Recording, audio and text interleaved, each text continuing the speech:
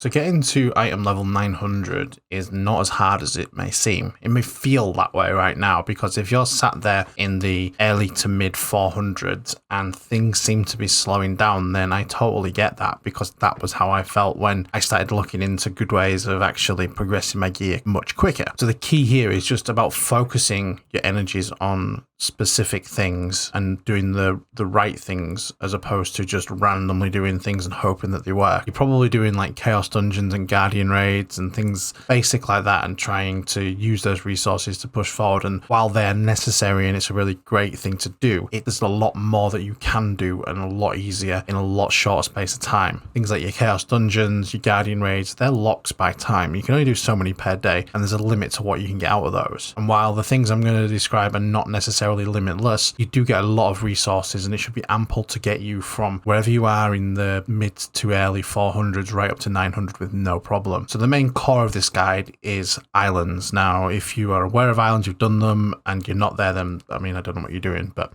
this might not be the guide for you. But the chances are you've heard people say, oh yeah, you've got to do islands, but what does that actually mean? It's a little bit abstract until you understand what it is.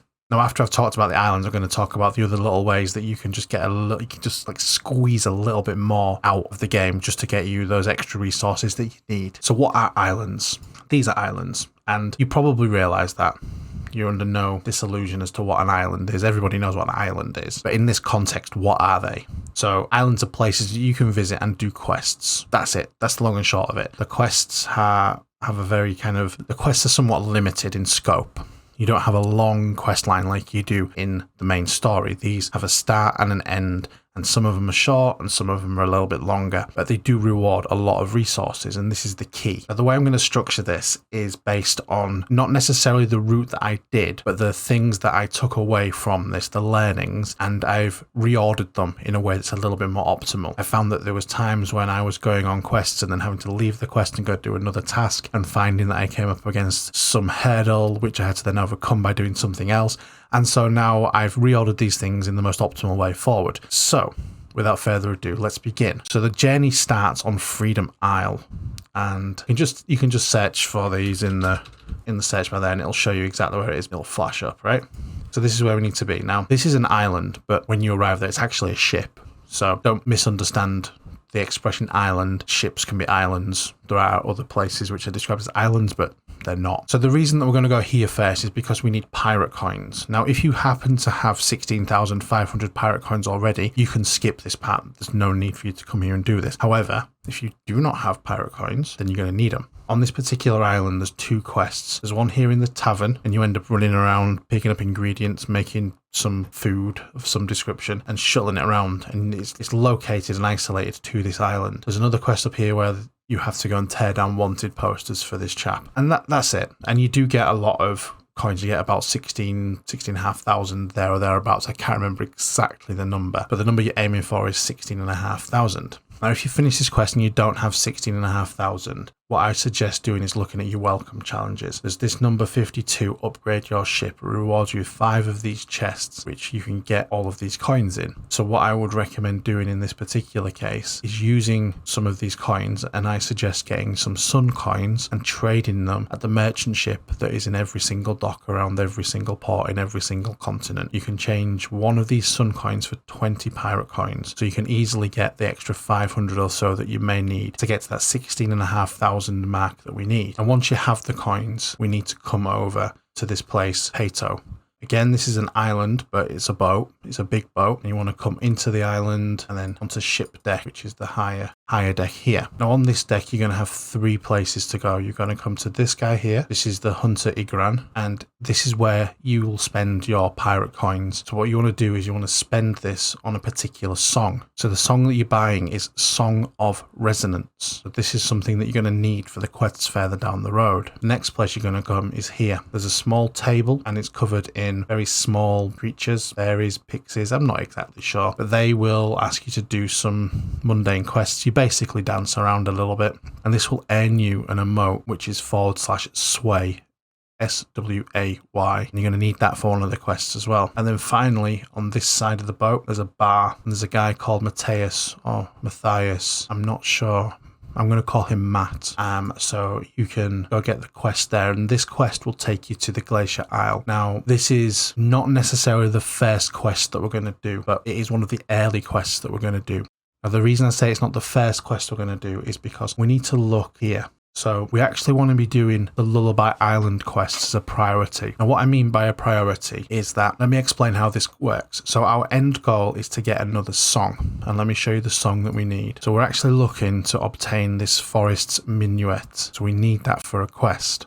So on Lullaby Island, there are some fairies that you have to go and talk to and do various tasks, and it's a little bit tedious and annoying, not going to lie. One stage of the quest is a co-op quest, and that quest is only accessible for 3 minutes every 2 hours. And so what I suggest is in your alarms, set your Lullaby Island alarms so that you know exactly when it's happening. Do the first part of the quest and get to the point where you need to go into the island, and then gauge how long you have left. So if you have about 2 hours to go, then you've just missed it. It'll give you the opportunity to go and do a different quest. And the way that this works is that when this is available, a portal will open, and you go into that portal. You stand at the end of the passageway, and you will play the Song of Resonance. You'll know when it's time to do it because an orange circle will appear, and you just play this song. Now, the problem with this is that you need to do this 3 times, but you can only do this once per instance. So in a worst case scenario, it's going to take you 6 hours to do this. So this is why I say plan by using this alarm panel here. And I suggest that you put a Bifrost outside where the entrance is, not inside, because you need to accept the quest. You need to do it outside. So then what I would say is that just kind of balance doing this quest with doing the other quests. So once you get your head around what I've just explained, which is not overly complicated, so I'm sure that you got it on the first time I've explained it, you want to go on that quest that Matt gave you. And this is located over in Glacier Isle, so that's just there. So if you come to this island, if you sail up to there, you may want to travel to Shoeshire in order to get there first, but it's not the greatest distance from any of these continents. This is a kind of a cute little quest. It doesn't take too long to do, but it does reward you with a lot of materials. So if you just go onto the island, accept the quest, talk to the guy, talk to the polar bear, talk to the penguins, observe the green gas and all that jazz, then it's a pretty quick and straightforward quest. Now, after you've been there, I'd recommend going to Shadow Island. So here's Shadow Island. It's not too far away, just located here. And again, this is a very simple and straightforward quest. This is a tower with multiple floors. You may be familiar with the concept from the tower dungeon. However, the difference here is that this particular tower is accessible by all at all times, and you can go up and down, and it's not too difficult. It's just a case of grinding some mobs to do that, and again, lots of resources. If you check your inventory, trust me, they'll be stacking up quick. So after that, we're going to go to Dream Gull Island. Now this is here. Now this is the problematic one, and it's only problematic if you haven't finished with the previous Lullaby Island quest. You find yourself running in circles around this island, but it does get to a point where you have to play that particular song, the song of the Forest Minuet. Yeah, Forest Minuet. So you need to play that for one of the seagulls at one point, and if you don't have that, you can't progress the quest. Now, you will have obtained some materials by this point, but you may as well continue as to get all of them. You'll continue running around the island, and then you'll be asked to perform the emote /sway, and that's why we picked /sway up on the ship. But this quest will give you a lot of resources, like tons. Next, you want to head over to White Wave Island. Small and simple, not a lot to do on there, but you can get a lot of materials from this. So following that, we head over to Starlight Isle. This one is not the shortest, shall we say. This quest will have you traveling here, there, and everywhere. And it's not the worst quest, but it is a reasonably long quest. But the reward for this is something that is completely necessary. In this one, you'll get a lot of leap stones, and these things are needed. They're quite essential. They're quite essential for honing. And this is something you'll find there's a shortage of, so persevere with this one because it is pretty much necessary that this one gets done. Not to say that any of the others aren't necessary, all the materials are valuable, and when you look at the RNG element of the honing, you'll understand why more is better. Next place that we need to go, Toto Silver Island. This is a super cute quest. It's a lot of fun. I kind of like this one, but there's not a lot to do. It's very, very simple. After that, we need to go to Serenity Isle. This is a kind of fun quest, but it's not restricted just to this island. You are going to have to come off the island and go back into it. The bad news is you're going to have to go to some dungeons in order to do this. So, yeah, sorry.